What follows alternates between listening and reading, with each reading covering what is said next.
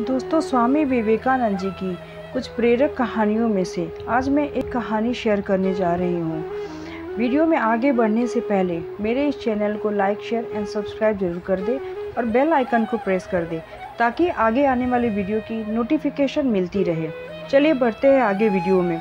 जैसा कि हम सभी जानते हैं, स्वामी विवेकानंद जी का बचपन का नाम नरेंद्र था। स्वामी विवेकानंद जी बचपन से ही बहुत बुद्धिमान छात्र थे।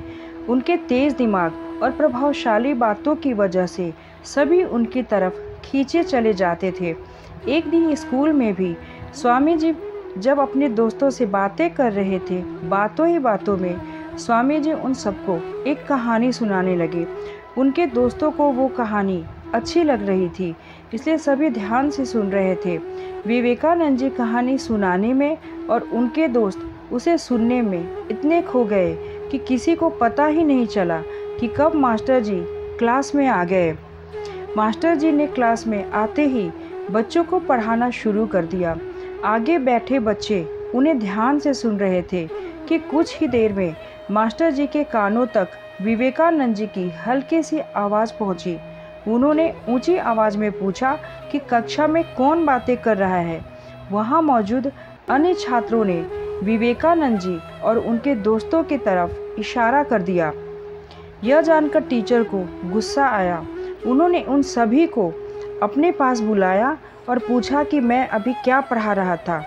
कुछ सेकंड तक किसी से कोई जवाब न मिलने पर उन्होंने हर बच्चे की तरफ देखते हुए सवाल पूछा। सबने अपनी नज़रें झुका ली।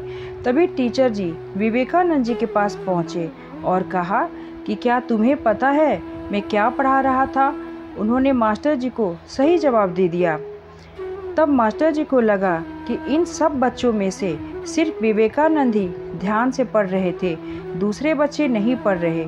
यह सोचते ही मास्टर जी ने स्वामी जी के अलावा अन्य सभी छात्रों को अपने अपने बेंच पर खड़े होने की सज़ा दे दी।